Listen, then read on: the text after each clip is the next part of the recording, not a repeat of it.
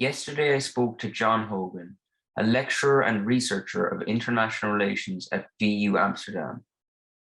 The main reason I want to talk with him was to get an expert's perspective on the situation in Ukraine. But we also spoke about areas he specialises in even more, like African politics and international security, along with other subjects. Buin tanavas. Thank you very much, John, for talking to me today. I guess I'd just like to say at the start, considering recent events, we've seen the importance of international relations, but how did you get into international relations? I always say that people like to, when people look back upon where they ended up, and whether it's in careers or wherever you're living or things like that, that we've kind of a tendency to say, or to kind of, reverse engineer a plan into it. But yeah, that wasn't the case for me at all. I kind of stumbled upon it, to be honest. I worked a variety of different careers. When I was in college, I did an arts degree in English and political science and sociology, and that was in Galway. And all I wanted to do at the end of that was stay in Galway. So the only thing that kind of even remotely interested me after that was journalism. And I did a master's in journalism, and I actually really loved it. Even though it wasn't necessarily a love of journalism that put me into it in the first place. And then I worked as a journalist for 2 years. And then I had a bunch of friends who were leaving to go to Canada for just a kind of a working year in Canada. And I'd never really traveled too extensively, and I thought it sounded like a nice idea, and I was only 23 or 24 at the time.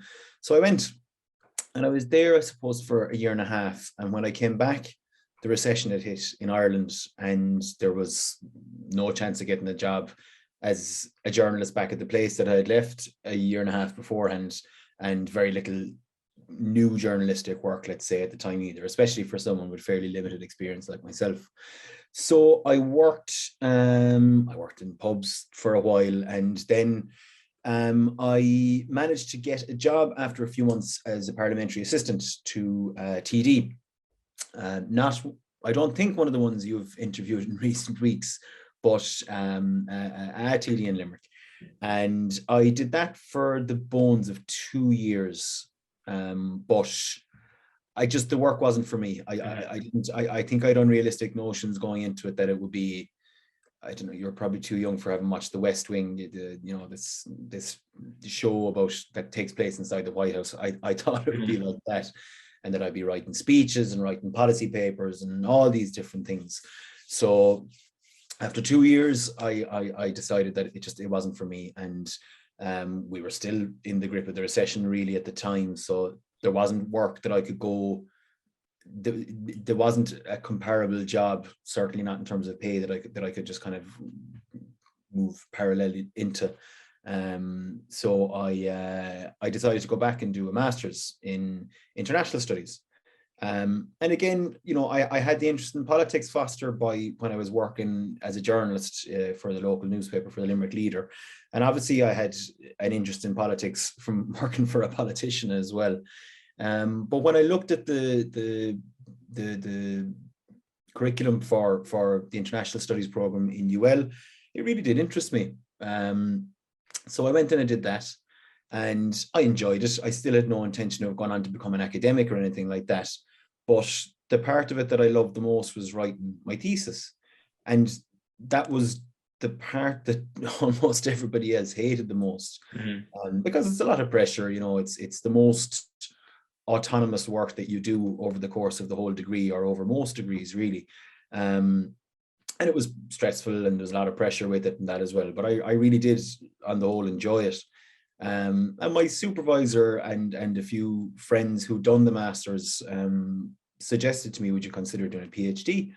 And the more I thought about it, the more I liked the idea. And even still at that point, I wasn't sure that I would want to go on to a career in academia, because it's very hard to establish a career in academia. I mean, it's very hard to get a PhD in the first place, but to go on and actually get, a permanent position as an academic is even more difficult to gain.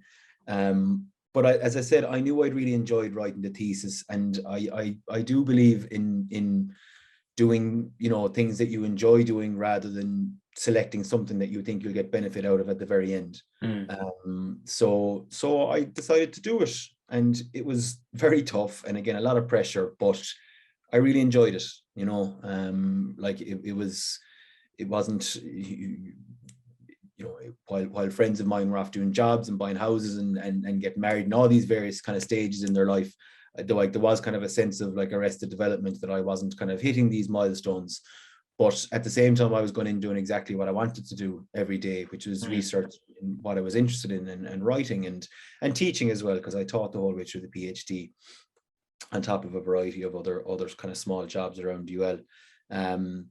And then before I actually finished the PhD, when I had about a year left in it, I got contacted by a former colleague at UL, who said that there was a position coming up in the University of Groningen, where I currently live. I live in Groningen in the north of the Netherlands, and I'd never heard of Groningen, and I, like I said, I hadn't necessarily thought that I had a career in academia ahead of me, but I said, sure, I'll apply for it, and it'll be good experience to do the job interview, at least anyway, if I were to get the interview for it.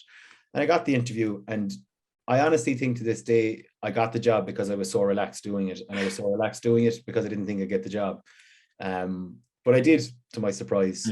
And I was there for 3 years. And in that first year, I completed the PhD. So I was kind of double jobbing for the first year. And since September, I've been teaching at the VU Universiteit, or the VU, in Amsterdam. But I'm continuing to live rather in Groningen, because Amsterdam is bloody expensive and the trains are good in the Netherlands. So I made the choice to stay living up here. And what does your job as a lecturer, and sort of, you know, to be honest, I'm more interested in the research part of it. What does that entail day by day? So day by day, it can vary an awful lot. So it depends on the type of position you're in as well. So if you were in a tenured position or a tenure track position, generally speaking, I mean, it varies, but like the norm here, at least anyway, will be that you have a 60-40 division between teaching and research. So 60% of your time is done on teaching and 40% is on research. But if you're in my position, which is one rung lower on the ladder, which is a lecturer, you don't have research time built into your contract, but your research is what gets you up to that next level. So you have to do your research in your free time. So if you were to ask like an assistant professor, an associate professor, or a professor, they would have that bit more time in their regular day for it. But my research is done, on my kind of my days off and on my weekends and things like that.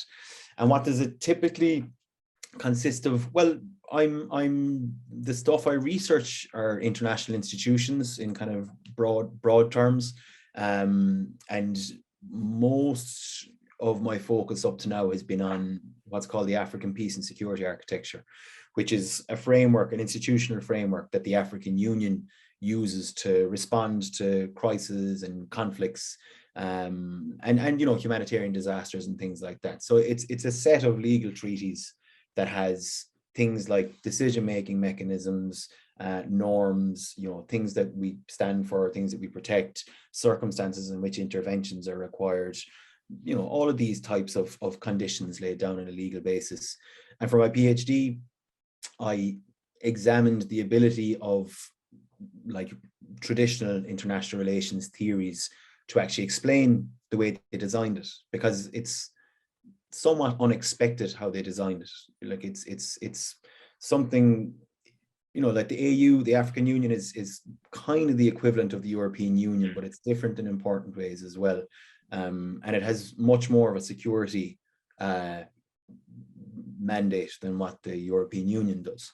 So in recent days now, you've seen the EU take on a little bit more of an active security role, but unlike the EU, the African Union has peacekeeping missions within its own territory, and it has this fairly extraordinary right of intervention in its own member states' territories. So it has the right to actually intervene without the permission of one of its member states under certain circumstances. So if there's genocide, war crimes, or crimes against humanity taking place. And that's unexpected. At least that's unexpected if you go by traditional international relations theories, which are drawn up with the European or kind of the American or the Western experience in mind. Because one of the founding assumptions of those types of theories is that states are protective of their sovereignty and of their territory, and that they won't sign up to things that aren't in their interest. And you could argue that signing up to a framework that allows an international organization to intervene in your territory doesn't satisfy your interests, that it represents a danger to your sovereignty. And that's particularly the case on a continent like Africa, where governments have traditionally been very, very protective of their sovereignty for reasons related to colonialism. And you know, we can get into that as well if you like. But you know, the kind of the short version of it is that it was quite surprising. So I investigated why it is that they decided upon that, not just that particular component of it, but that was probably the most significant one. And since then, I'm still interested in the African Union, African security institutions. I'm working on an article at the moment that kind of proposes, again, kind of going along with this line that traditional international relations theories aren't really suitable for analyzing regions or political processes from places other than the West. So at the moment, I'm trying to draw up a theoretical framework for explaining multilateral policy change. So why international institutions agree upon new policies, fundamentally different policies, that's based upon African political realities as opposed to European or American political realities. And another thing I'm working on then is kind of how sport and international relations are related. So like, I played sport all my life and I still play sport, and it's always not that it's always interested me, but in recent years I've become more and more interested in how sport can be used for things like, you know, giving legitimacy to particular governments or particular leaders or particular policies, or how, you know, there's similar dynamics in how international sporting organizations operate and international intergovernmental organizations operate, because it's not something that you would generally think are the same. And I'm not saying they're the same, but that there are similar processes at work in both that are worth investigating. So that's another thing that I've taken a bit of an interest in.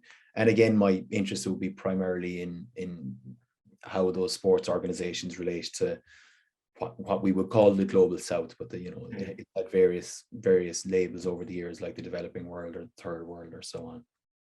And do you sort of subscribe to a specific theory of how international relations work, or do you think it varies from case to case? So I would not necessarily put my both feet into one camp. I mean, like I said, so traditionally, like the most prominent theories in international relations from, let's say, the 1980s onwards, because international relations is actually a relatively new discipline. But from the 1980s onwards, the most prominent theories were realism, liberalism, constructivism, maybe to a lesser extent, Marxism and other kind of variants underneath those. And one of the things that kind of unites those is this notion that, you know, they have different claims about the way the world is and who are the important actors in the world and so on. But they all claim that, you know, there are certain elements across the whole international system that are comparable, so that you can make similar claims about political processes in Africa as you can in Europe, as you can in America and South America and so on, once these particular ingredients are in place. So they have kind of universal assumptions, and they have what are known as positivist assumptions as well. So this is the idea. This is getting very meta theoretical now, so if I'm boring you, you can stop me. But by positivist, we mean that you can get an accurate impression of the world by just observing data, which, you know, might sound fairly straightforward, but it's actually a more controversial claim than what it sounds like. So those types of theories had prominence in the 1980s, and I think in certain circumstances that they are applicable, but not in the universal way that they claim to be. So theories like realism, for example, which are based almost entirely around great powers, and notions of self-interest, like I mentioned before, and the idea, well, depending on the realist that you talk to, the idea that states will always look to achieve domination over other states or acquire power over other states, or that they're constantly in a state of suspicion and fear over other states' intentions. You know, they make those types of universalistic claims that I wouldn't subscribe to, but that's not to say that there aren't certain realist insights that can be useful, you know, in certain circumstances. But in terms of a theory I'd subscribe to, I mean, like I subscribe to the idea of building theory from assumptions, I guess, that are actually reflective of the environment that you're applying them to. That's kind of what I'm trying to do at the moment by building this theory that tries to explain change in international institutions by reference to the actual circumstances on the ground. So there's a term for this kind of, which is grounded theory, which is the idea of looking at the circumstances that you're trying to understand or generate knowledge about and building your theory around that. And then you can apply that theory to similar circumstances without making claims like governments will always react in this way to these particular types of circumstances and so on. Is that a very roundabout way of saying I don't really subscribe to anyone? Yeah, basically, but I think that's fair enough. And I think, you know, if you talk to most people, they would probably come to the conclusion that it does really vary from place to place. But I suppose I should address the elephant in the room of the Russia-Ukraine crisis. And I have a few questions about Africa that I'll get to definitely, but we're seeing some say the invasion is just a response to NATO expansionism. What do you make of this argument, and do you think this would have happened NATO or not? So I don't have an easy answer to that. That's how you know you're talking to an academic. They don't present an easy answer to anything. And really, you should be suspicious of anyone that presents a simplistic explanation for anything that's remotely complex. And what's happening in Ukraine is very complex.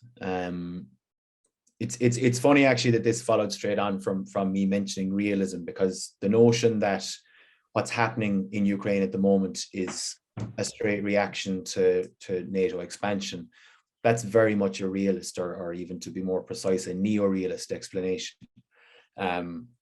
So I don't fully buy it, but let me explain to you in a little bit more detail what that realist explanation is. So as I said, realists will claim that states are constantly worried about the capabilities and the intentions of other states. So kind of by that logic, any increase in power by a rival is dangerous. And an increase in power can be adding new members to NATO. It can be, you know, getting new nuclear weapons or building up new technology or things like that. Even building up a country's wealth could potentially be threatening. And by that logic, yeah, the expansion of NATO from a Russian perspective is a threatening move. This is an organization that was created to counter Russian or Soviet aggression at the time. It kind of, when the Soviet Union collapsed, it kind of changed its focus by intervening in the conflicts in Yugoslavia, for example. They've intervened in Libya and other places that, you know, I mean, certainly any of their activities in Africa, at least anyway, didn't have anything to do with the Soviet Union.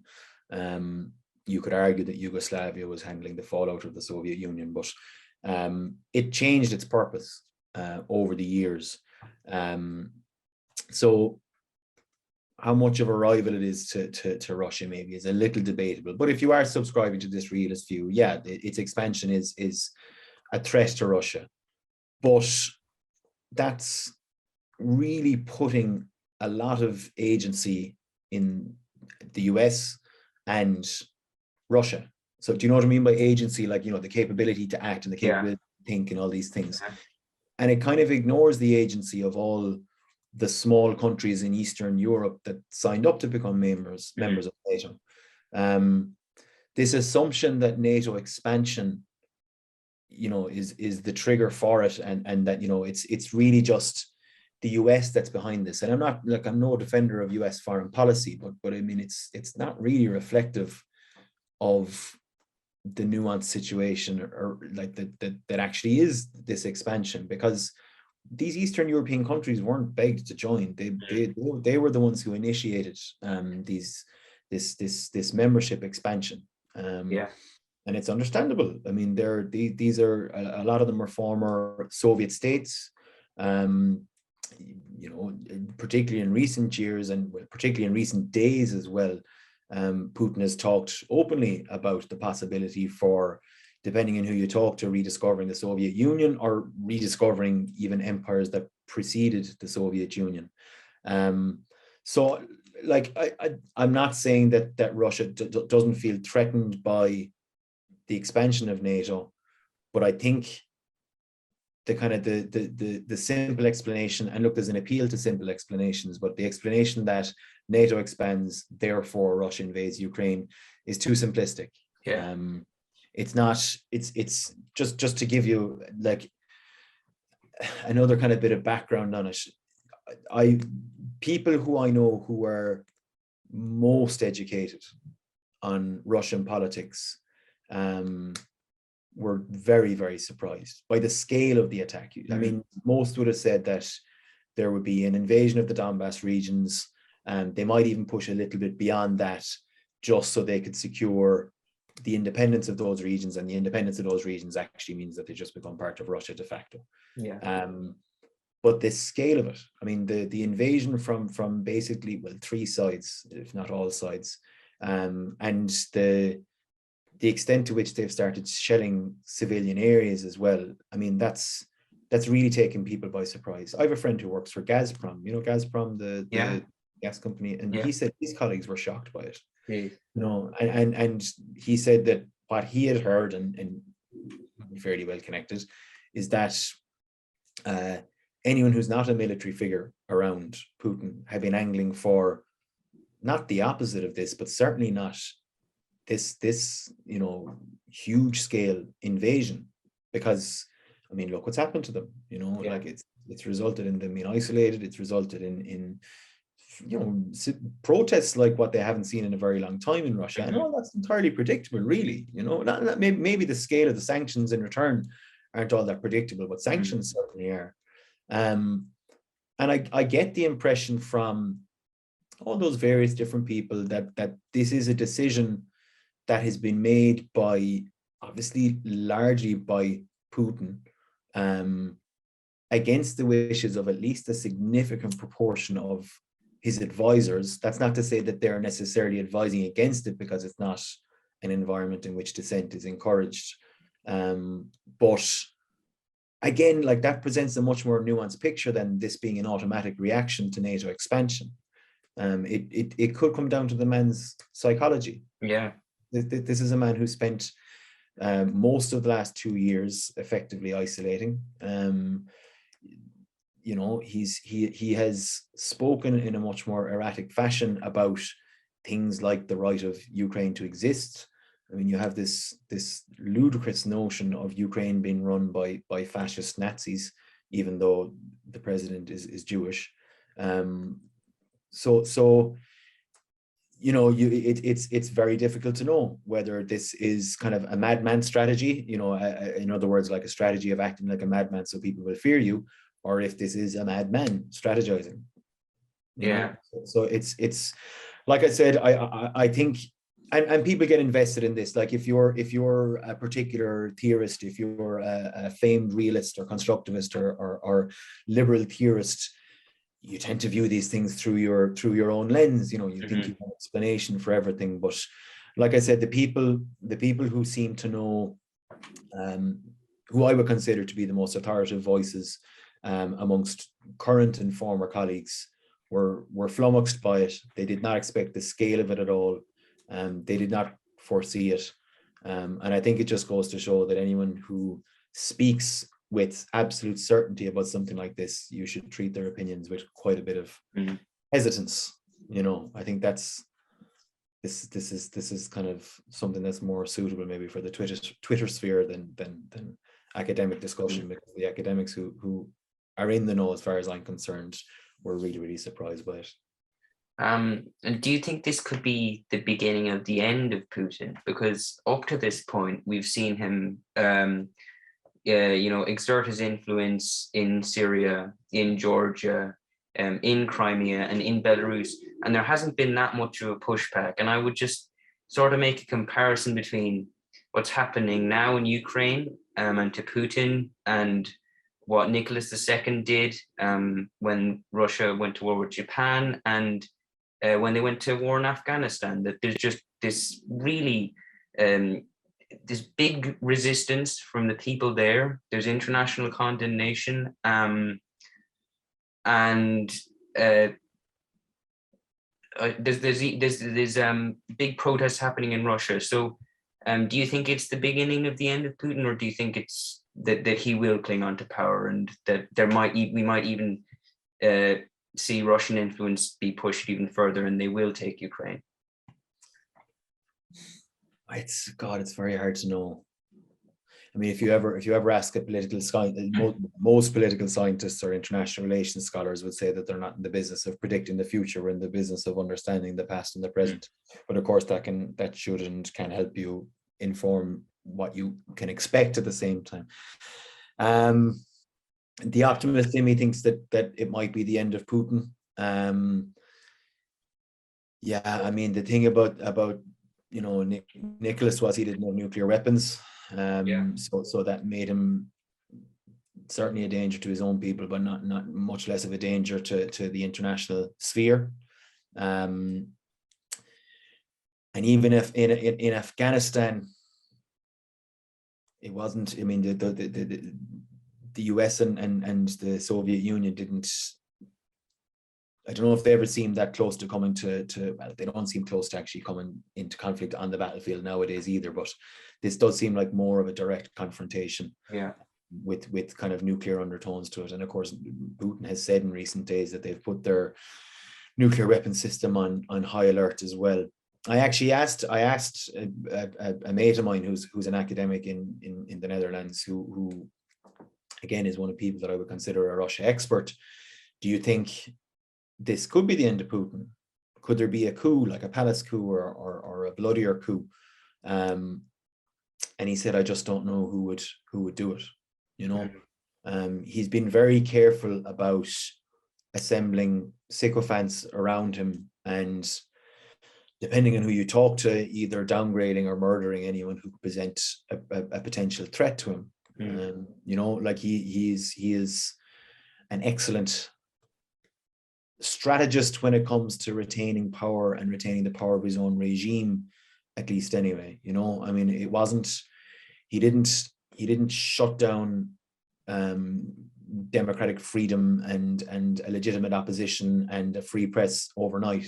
This is something that was done very, very gradually, and until it gets to the point where you compare now and maybe 20 years ago, and you realize how completely different domestic politics is there because of the extent of the grip that he's exerted over the political system there.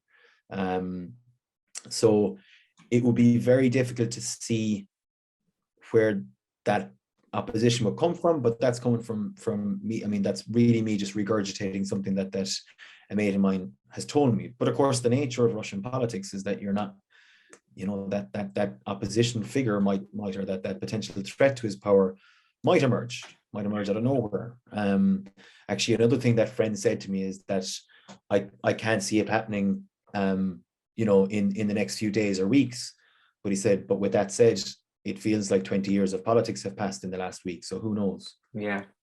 The fear is that if he does sense that his, if he suspects that NATO might actually be tempted into implementing a no-fly zone or sending in troops or even supplying increased numbers of weapons to the Ukrainians, that he might say, okay, well, I'm going to use my nuclear weapons. He has said in recent days. Now, look, you have to take all this with not necessarily a grain of salt, but you have to take it as kind of political framing and strategizing and negotiation strategy almost. But he has said, like, well, in reference to the use of nuclear weapons, well, what's the point of having a world if Russia isn't in it?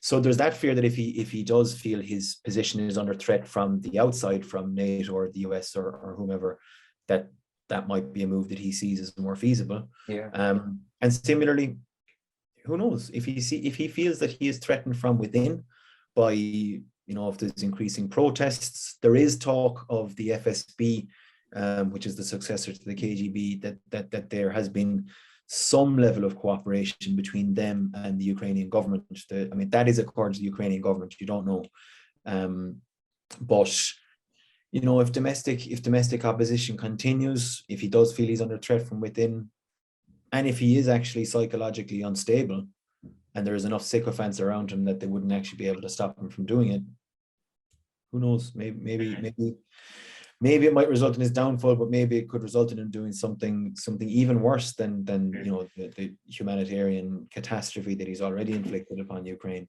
Yeah, and it could even be the argument to be made that he's almost trying to come off more insane than he actually is, so that the nuclear threat is almost credible. But it could absolutely be that. That's that madman strategy that I mentioned earlier. That started with Richard Nixon, as far as I know. This idea that if you behave like a lunatic, that the world will think you're a lunatic and you're to be feared, because this isn't a rational actor. This is someone that we actually should fear. Therefore, we should tread lightly around him. There was a theory.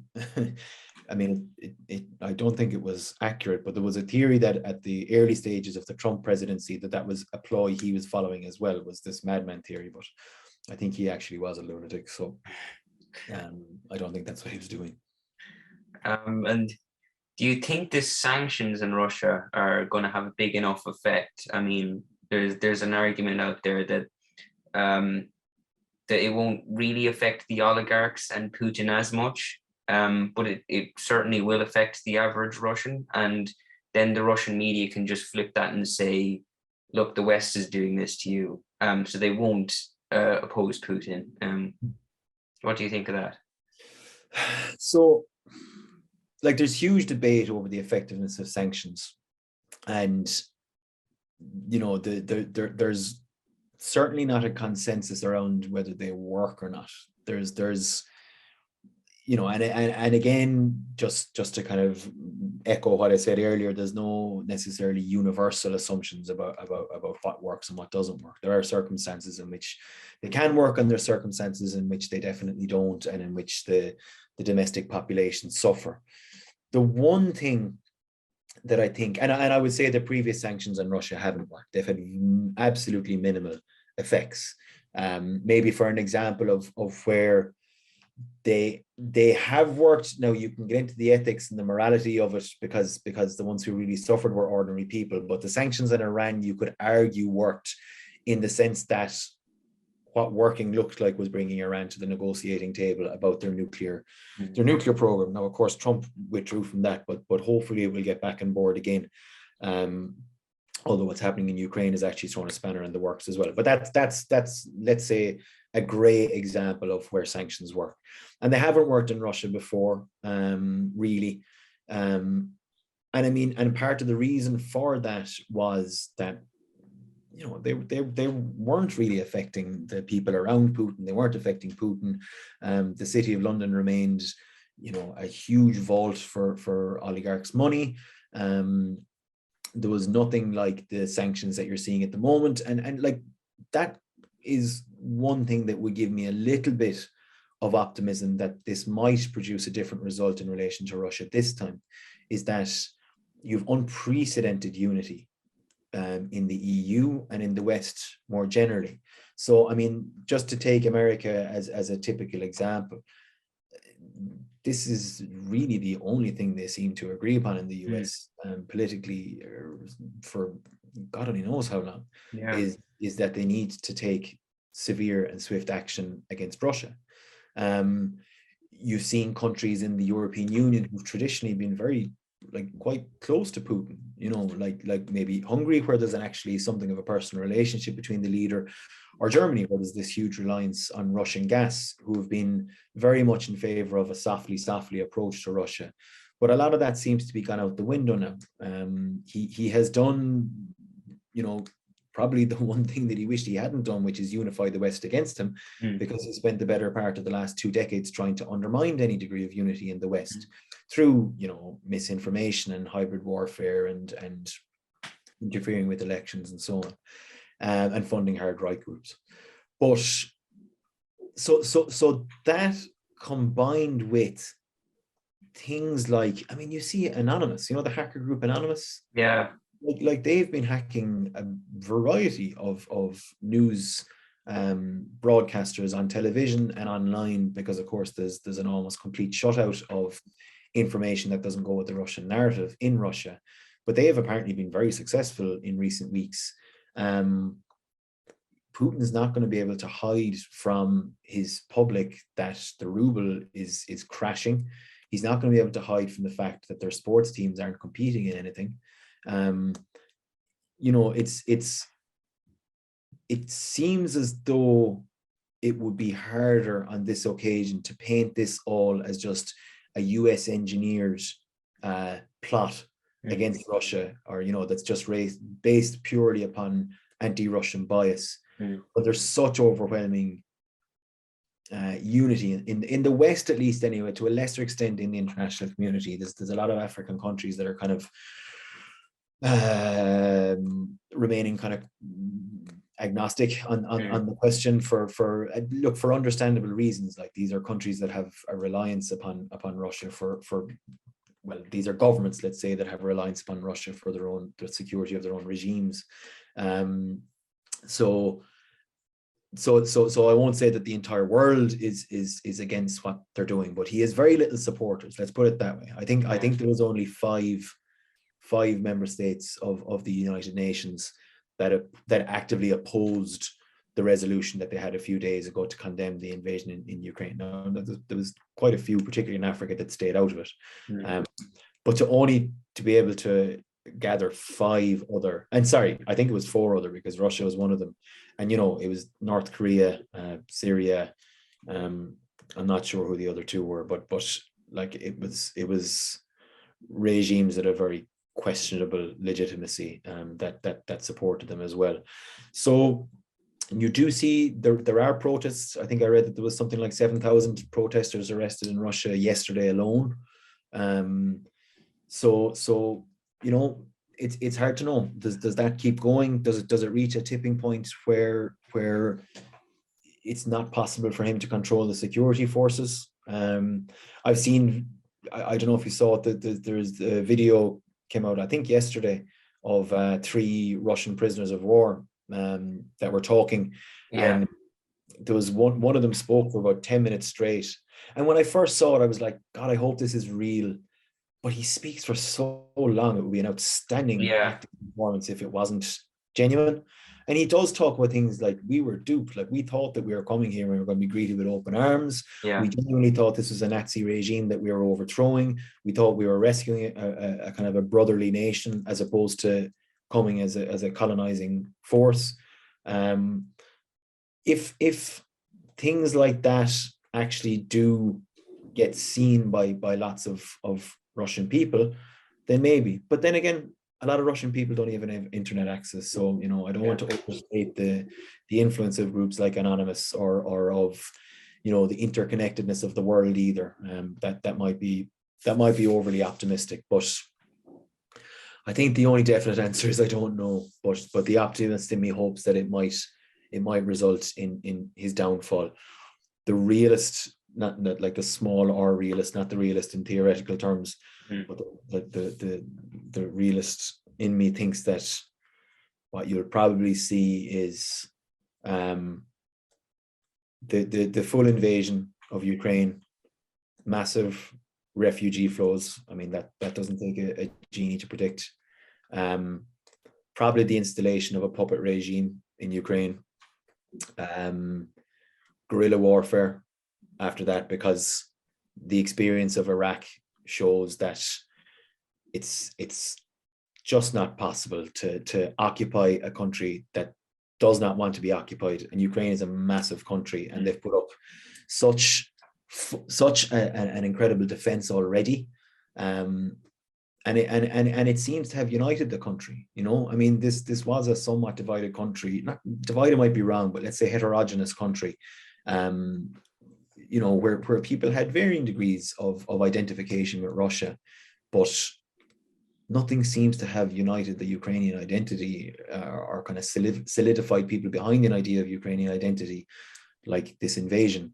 So I think they probably will invade. I don't think the West will provide no-fly zones. I don't think the West will intervene. I think that's incredibly sad. I also think that's understandable. I think people that are screaming for the West to provide a no-fly zone or to send NATO forces in, I don't think they have an answer for what do you do then if Russia responds with nuclear weapons. I think that does lead to potential nuclear holocaust, at the most extreme end of it, or even at the timid end of the use of nuclear weapons, another Chernobyl. So it's one of those situations where there's no good answers. And again, you should be hesitant about people who present simplistic answers, or if there's an obvious solution to it. There really isn't. It's a tragedy, and sometimes things are tragic and there isn't a good solution to it. I think ultimately, if that does play out and you do have years of guerrilla warfare, that I would like to think that eventually it would weaken the Russian occupation to the point where it would just no longer be worthwhile. Russia doesn't have the funds to pump money into a Ukrainian occupation in the same way the US did in Iraq and Afghanistan. And look what happened when they stopped there. Like the occupation in Afghanistan, at least, it was over within days of the US leaving.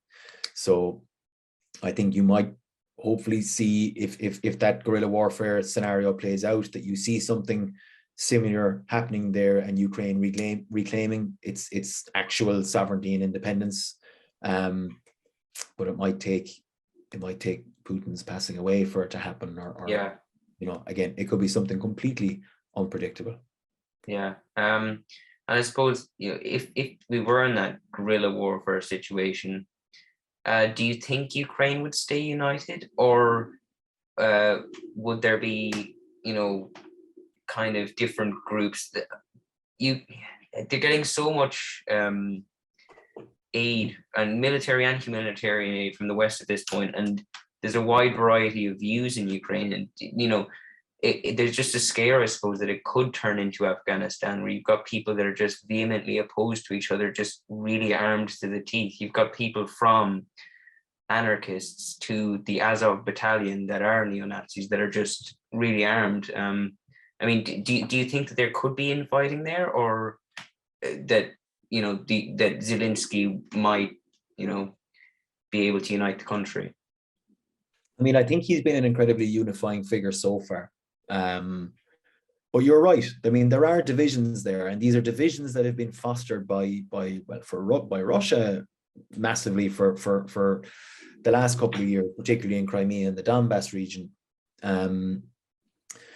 But the West isn't blameless there necessarily either.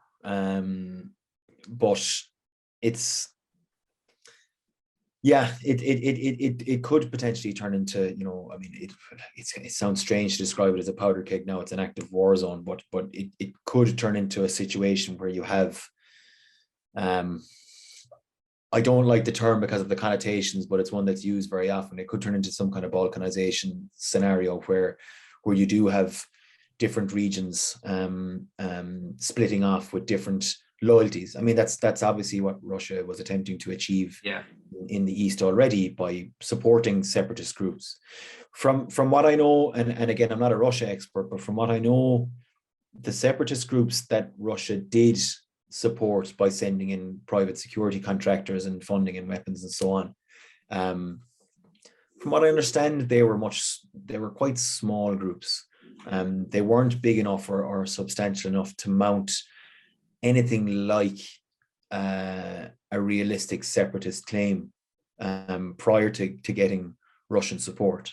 But obviously they've been fighting there for 8 years now, so that's they're obviously active enough to foster that to put up that sort of a claim now.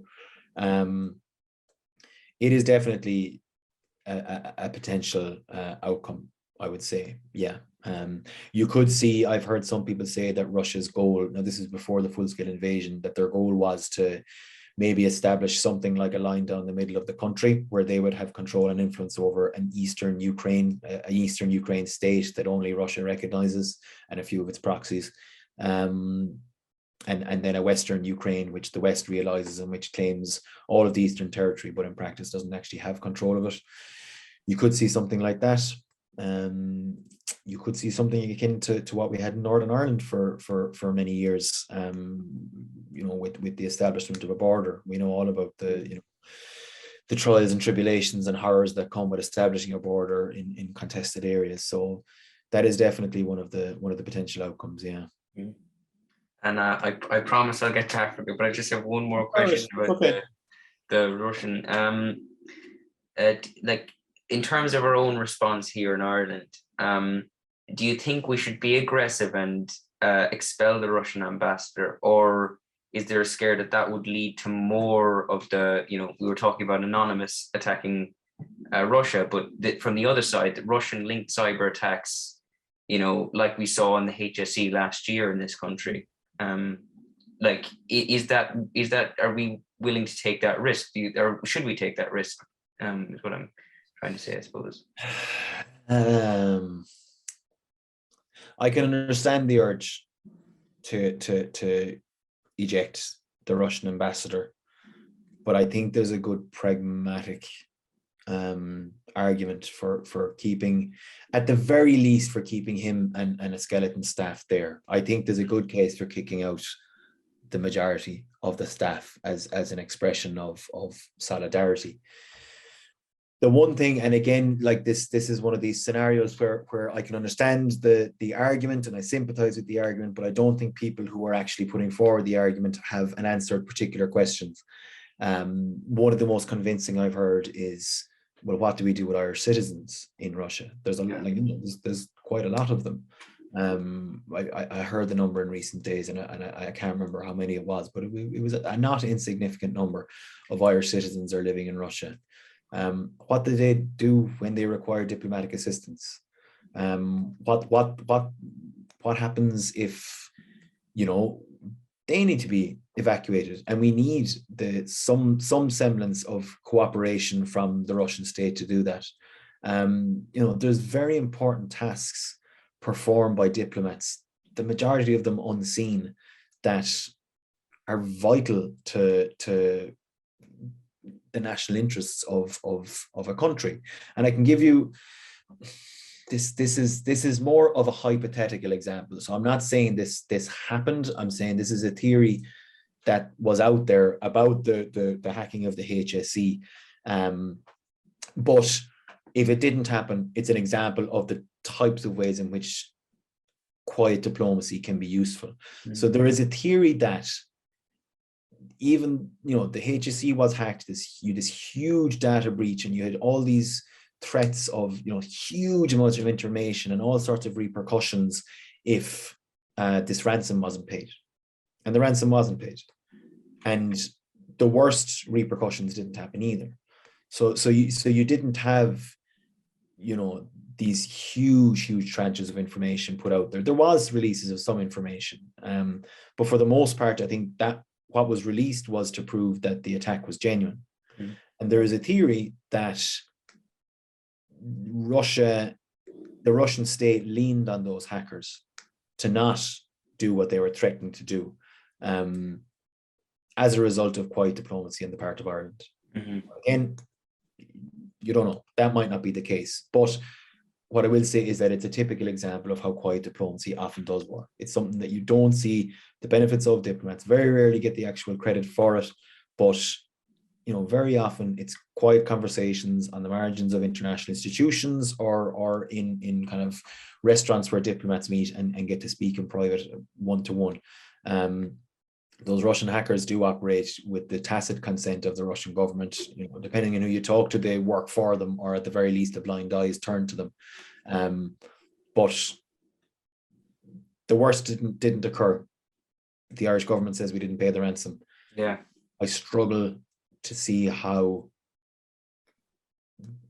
that outcome was achieved without at least some engagement with the Russian diplomatic corps. That wouldn't be possible. When the next hack occurs, that wouldn't be possible. Or when another scenario occurs, like the evacuation of citizens, or the possibility for negotiations where UN Security Council members were meant to play an active role in it. That will be made more difficult by kicking out the diplomat from the country that is the aggressor in this scenario. So, like I said, I can sympathize with the sentiment, but I think there are pragmatic considerations that rule it out. And we're just brought up the UN there, and I'd like to just briefly talk about the UN, and specifically kind of, a lot of people see it as a commendable but ultimately weak institution, that it just condemns things, really. And the fact that the 5 permanent members in the UN Security Council have a veto. And a lot of people would see that as just undemocratic. The fact that they were the founding members, they get to just say no to everything. I mean, do you think we should get rid of that? I think we should, but we definitely won't. Okay. I mean, it is undemocratic, but 2 of those 5 members are undemocratic. Yeah.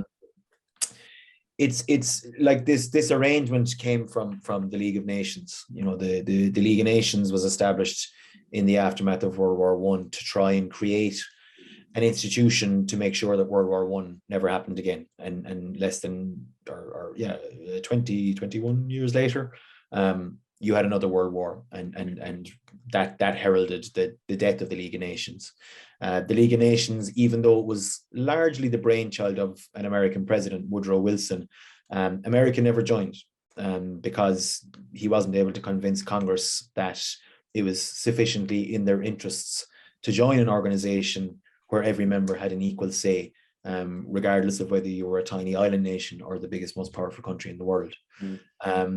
So the failure of the League of Nations to attract America, the failure of it to prevent the outbreak of another world war, and the inability to actually, the idea of it was that, like, once any country becomes an aggressor and invades another country, that every other country implements sanctions against them. But war is more complicated than that. It's not always clear who the aggressor is. It's not always clear what is a justified or unjustified war.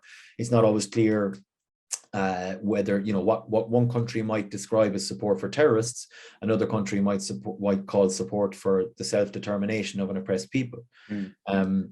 So that simplicity was also part of its downfall. These simplistic notions of the world, which again were based, this is in part because they were, the League of Nations and the United Nations was created by colonizers, like, who had fairly, simplistic views of the world in certain respects. But also its failure was that there was no privilege given to those countries or those states that were the most powerful and that were the most capable of actually, acting upon security issues and fostering stability and addressing conflict where it broke out.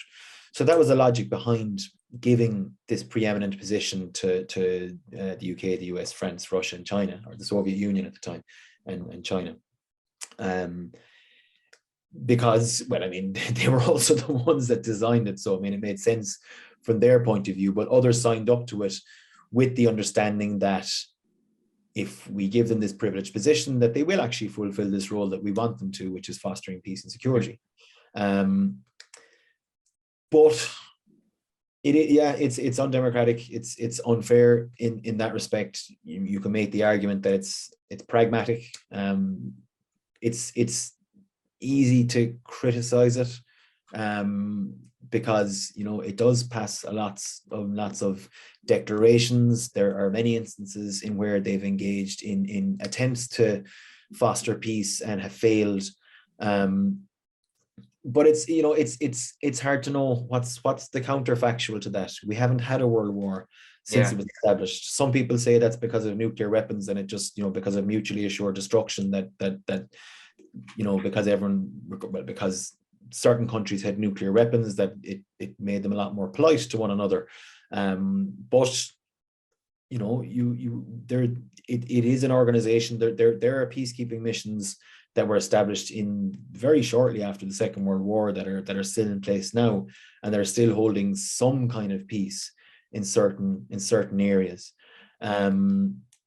It is important to have a forum where all of the countries of the world are you know, still desire a seat. There's no more clear indication of a country's sovereignty than getting a seat in the UN.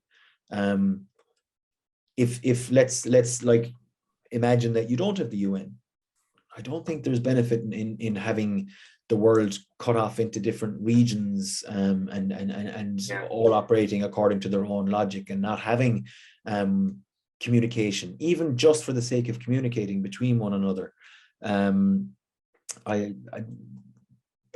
It still serves a purpose as far as I'm concerned. I mean, like, take the example of Irish peacekeepers. Ireland has like a very proud record of peacekeeping. Even just on the micro level, the work they're doing is fantastic. It is preventing conflict from breaking out. It provides breathing room for negotiations to take place. And the negotiations can be arduous and long and torturous. And sometimes, a lot of the time, they don't work, but sometimes they do. And I don't know if you have that without a universal organization. I mean, to give you another example, I don't know if it would be possible to have climate action of the sort that we do. Now, the climate action is very insufficient, but I mean, to the extent that we have collective climate action, I don't know if that would be possible without a forum like the UN, and without someone with the moral authority of the Secretary General of the UN. And I mean, you've had fantastic Secretary Generals, like, I mean, Kofi Annan, for example, who advanced completely new visions of security that were much more mindful of what the reality is on the ground in former colonies, you know, in predominantly in sub-Saharan Africa. Those voices wouldn't get heard, I don't think, without the forum of the UN. So it's easy to criticize it, but it's far from perfect, but nothing's perfect. I still think it serves a purpose, all right. Yeah. I do think it serves a purpose, I guess. And I know it's kind of, it's quite a vision, and it probably, you know, might never happen. But I suppose the fact that they have the veto power in the Security Council, I just find a bit undemocratic. But you know, it's definitely better than nothing anyway. Yeah, and I don't think those countries would sign up to it without the veto, to be honest, or without the permanent seats. And there have been attempts to there's been various proposals over the years, and some of the permanent members even signed up to those proposals. Now, some of that could be gesturing. They might just sign up for it, knowing full well that the other permanent members wouldn't sign up to it. So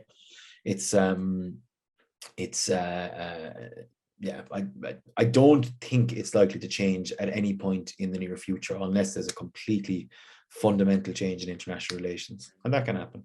Yeah. So I'll finally get into Africa now, anyway. But there's been definitely an uptick in military coups in Africa, and specifically the Sahel, in the past year and a half, due to, you know, a lot of factors, but there's mainly due to the rise in Islamism in the area, and kind of the fact that they're causing a lot more trouble there. And we're seeing the French forces are pulling out of Mali. I think they're scaling back troops in other areas as well. But do you think we could see an Afghanistan-like situation there, where Islamists are just able to take over a lot more territory? I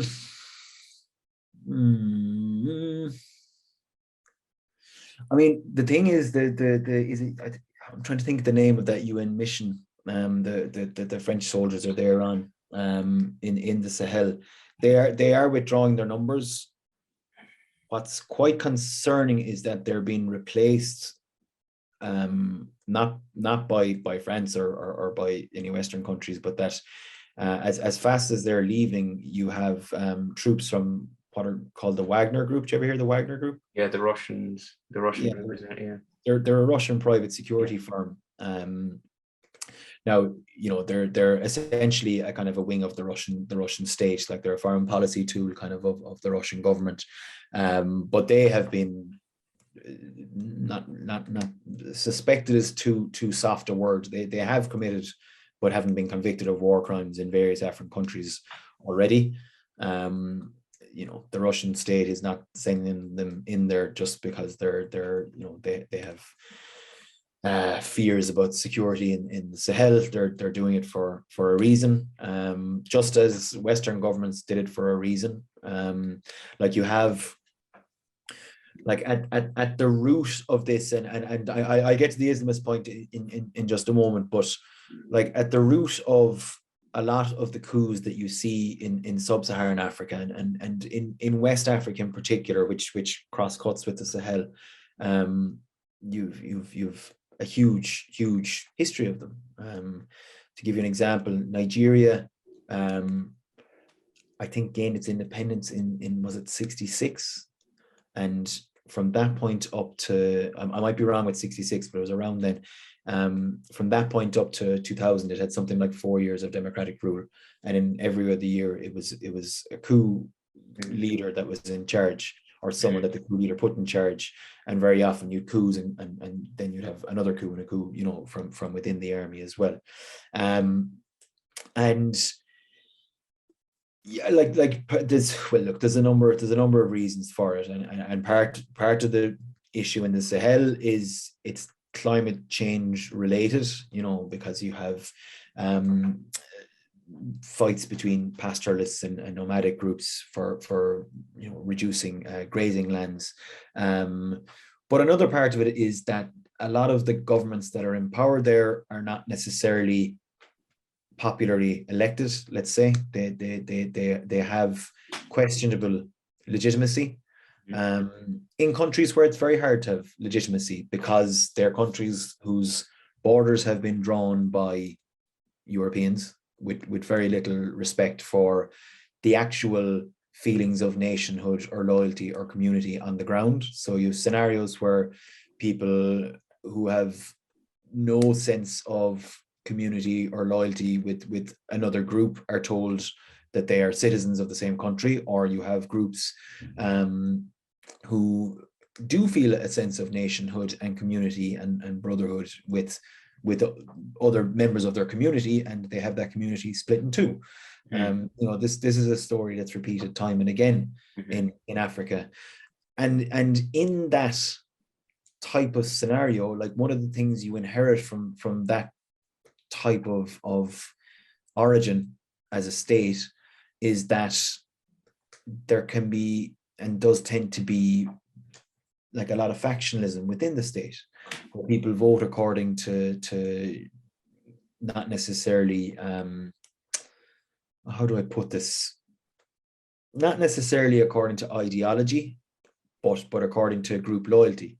And that's not to say that it happens across the board. It's not to say that it doesn't happen in Europe. Of course it does, but that it is a feature of African politics that tends to turn elections into very high stakes events. Because as soon as, in the prototypical country in sub-Saharan Africa where you have coups occurring, you have one group rises to power. They engage in cronyism of the sort of giving out state contracts and top positions in state companies and so on to members of their own group, rather than to the most qualified. And they engage in what's known as rent seeking, which is using the money that the country earns from, like, oil or other types of resources to fill their own pockets, rather than building strong institutions or building a diversified economy. And this is, have you ever heard of the term the resource curse? I don't think so, no. It's a term you hear in relation to not just African politics necessarily, but a lot of the time in relation to African politics, which is the idea that the countries that, it's kind of this paradoxical thing, that countries that have large resources of oil or diamonds or cobalt or whatever resource, that it's actually a curse for their development, because it creates a situation where it incentivizes the government, once they come in, to enrich themselves from the income from Shell or whatever resource extraction company you want to choose, rather than, you know, using it for the betterment of the country. And by doing that, it means that they don't have to create circumstances that would allow a middle class to emerge, because they don't need to collect taxes, because they're getting their income from the oil companies or from, you know, whatever resource company. So, you know, that's the idea of the resource curse. And it's not an ironclad rule necessarily, but it is something that's spoken about a lot in relation to sub-Saharan Africa in particular. And in those circumstances where you have high degrees of factionalism, you have dysfunctional states that aren't necessarily don't have popular legitimacy, and where the winning of elections becomes a high stakes game, because it means that your group does get all the goodies that comes with being in charge of the country, that increases the likelihood of coups and attempts to overthrow governments by non-state actors. Add to that the war on terror. So since 9/11, there has been a lot of benefit that you can derive as the leader of not just an African country, but it is something you see in a lot of African countries. There's a lot of benefit to come from saying that you are on the West side in the war on terror. So if you are willing to, you know, stamp out Islamism, if you're willing to act as a base for the US military, and they have bases all over sub-Saharan Africa in particular, there's benefits to be got from that in terms of regime security, in terms of funding, in terms of a blind eye being turned to non-democratic practices or even human rights abuses. And having that type of support for not necessarily popular governments who commit human rights abuses, who mismanage the economy, who aren't necessarily popularly elected, that creates disgruntlement is too weak a word. That creates disaffection, particularly if it's in countries with very low rates of employment, and that is perfect for the rise of not just Islamist groups, but groups that are determined to topple the state, that are, you know, that try to weaponize disaffection, particularly amongst young men, and it is ripe for Islamism, or for fundamentalist Islamist groups, because extremist ideologies like Islamism provides a solution to that. It provides different forms of governments. It provides criteria for judging leaders in countries that seem to have a kind of an endless succession of leaders who don't meet those ethical standards that you might find in these different ideologies. So I'm reluctant to say that it's just purely the rise of Islamism. I think Islamism is kind of a vector for disaffected youth, for aggrieved communities who feel that they have been not just let down by the state, but persecuted by the state, and that it provides the perfect vehicle. And then on the other side of that, with the rise of Islamic State a few years ago, declaring yourself an Islamist group or nailing your flags to the Islamist mast, that got you a kind of a wider network of at least symbolic support. So there was benefit to be derived in that sense as well. And that's not to say that ideology doesn't matter. I mean, it does matter. Like the having extreme understandings of any religion will lead you to horrible practices, particularly against women. So it does. It's not to completely discount the idea that extremist Islam and arguably any religion is an ideology of a sort and that it has an influence. But I think the push factors are much more diverse than just a religion. And I think that there's culpability on the part of the West or Europe, or however you want to describe it, from the root of establishing colonial boundaries that didn't reflect the loyalties on the ground, right up to today, to supporting governments because they were willing to say they were anti-terrorist or anti-Islamist and overlook what they were doing to their own people just because they're on your side. You know, there's echoes of the Cold War there as well with that.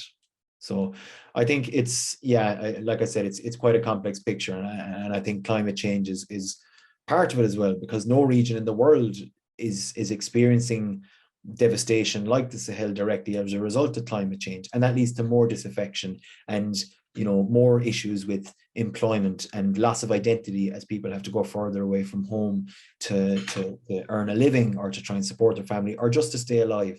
And all of that is just, I mean, those are just perfect recruitment circumstances for groups like that.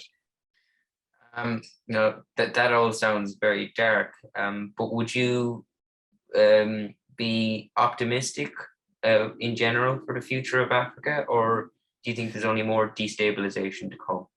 Yeah, sorry, it is very pessimistic, and there are plenty of reasons to be optimistic about Africa. Africa is if you take it as a region, it's the fastest growing economy in the world. It has the fastest growing middle class in the world. It has the youngest population in the world. It's the most resource rich region in the world. They have a history of amazing leaders in several countries. They have several amazing leaders even nowadays.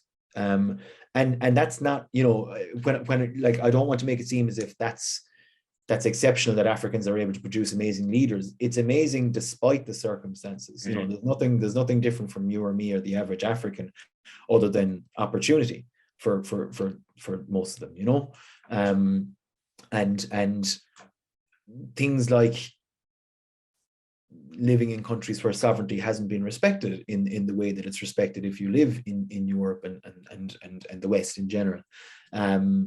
So I think there is plenty of reasons to be optimistic there with the youth. I taught in Africa. I taught in South Africa for a few months, and I've given lectures in Kenya as well. And the level of interest amongst the students that I came across there, it really blew my mind how invested they were in learning about politics and actually aspiring towards working to do better for their own country. And I mean, I don't want to generalize the entirety of Africa based upon my interaction with a few hundred students, but it's not something that I saw in Ireland. And I taught in Ireland for years, and it's something that I see a little bit more in the Netherlands, but maybe in a more pragmatic way, as opposed to in kind of out of a sense of duty, let's say, or out of a sense of responsibility to do better for their country and their continent. So I think there's lots and lots of reasons to be hopeful about Africa. I think it's not something that the continent can do on its own. We're in a far too globalized world now for even any continent to do anything on its own. But I think if you listen to African politicians and African civil society activists, a very common phrase you'll hear is that they're looking for a hand up, not a handout. So it's you know, there is a real tendency and you know, the EU is as guilty of this as anyone, to portray the provision of aid to Africa as, you know, look at this, aren't we so wonderful, look at all the aid we provide to Africa. But something as simple as engaging in equal trade relations with Africa will be much more significant than all the aid in the world. So just to give you one example, the African Union's position is that it would prefer to have trade negotiations with the EU on a continent-to-continent basis. So they want to establish trade relations, speaking as a whole, speaking as an African continent. And the EU refuses to that. The EU's primary way of establishing trade agreements with Africa is on a country-by-country basis. Because if you're the EU, it's very easy to establish very favorable trade relations if you're just dealing with even South Africa or Nigeria, which are the two economies. Whereas if you're negotiating with an entire continent, you know, it doesn't take a genius to realize that the terms are going to be much more favorable for a continent negotiating than what it would be for an individual country. If the EU were to stop subsidizing all of their farm produce and actually engage in genuine free trade with the African continent, that would be much, much more significant than all of the aid. And of course, that's not to say they should stop giving aid in the morning. Like aid is important at the moment, but like it's there's questions around its sustainability and long-term benefit. And yeah, so I think there's plenty of reason to be optimistic, but that there is an onus on the West as a whole and the industrialized world as a whole to look beyond its own short-term interest, and view its long-term interest as being completely intertwined with Africa, because it is. Yeah. You know, I mean, it's the even from a purely self-interested point of view, there are what you'd fancily call negative externalities, which is just a way of saying kind of bad consequences for the West or Europe from Africa remaining underdeveloped and remaining a place where youth are so disaffected and have so little opportunity that they do join terrorist groups. That has repercussions that we've seen time and time again, whether it's in actual terrorist attacks or in enormous people understandably trying to flee the continent and get to Europe and dying in enormous numbers in the Mediterranean, or finding a very hostile reception in Europe. All of those things are connected. So I am optimistic, but I mean, yeah, I mean, even in my interactions with students here, in the Netherlands, and to a lesser extent, I must say, in Ireland, but maybe I haven't taught the right students. I do draw optimism from that as well. I think even if I think back to when I was their age, which wasn't that long ago, I'm 36 now, so about half my life ago, I was around the age of the youngest students that I teach. I don't think I would have been anywhere near as clued in as what they are. I don't think I would have been anywhere near as philanthropic and worldly in my views as what they are. So that gives me optimism as well, because the students we teach like to say, at least in where I'm teaching now, they have aspirations to go on and become politicians. I mean, some of them that you teach, when you ask them what you want to do, they'd say, I want to be prime minister. So that if they do go on to do it, and if they do stay as open-minded and progressive and compassionate in their views, then I'd be optimistic. Yeah. And hopefully, I suppose hopefully that Africa is allowed to become less reliant in the West, because it is an odd situation that Africa is asking to kind of be independent, and the West doesn't really not rely on the West so much, and the West doesn't really want it to, but we can push for it and hope, I suppose. I suppose I promise there's only like 2 questions left, because I don't want to take your time. I don't want to be holding on to you for too long. But recently I've been looking a bit into the history of Western Sahara, because whenever I look on maps when I was younger, there'd be a few places it's like that, no data or whatever be written on it. And Western Sahara was one that always came up, and I was looking into the history of it recently, and it amazes me that what's it called again? Like the UN mission MINURSO or something like that. Was that the one in Western Sahara? Oh, Western Sahara Republic. Yeah. It was set up 30 years ago, and it was meant to facilitate a referendum on independence within a year. And there hasn't been one. And do you think, I mean, I know there's lots of logistical obstacles, but do you think there'll ever be a referendum on the independence of Western Sahara? It's Western Sahara is kind of a strange one. So Morocco claim it as their territory, and they're the ones that are stopping it from claiming actual independence. So there could be a referendum, and there may well have been kind of referenda already, but the real question is whether Morocco would respect it.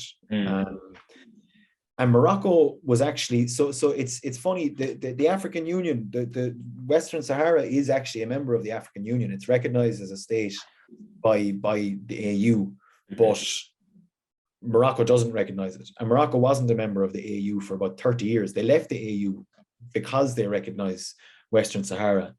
And about 4 years ago, I think, Morocco they said they wanted to rejoin, and the AU had them rejoin, and the whole question of Western Sahara was just left grey. Like, they haven't changed their position on it.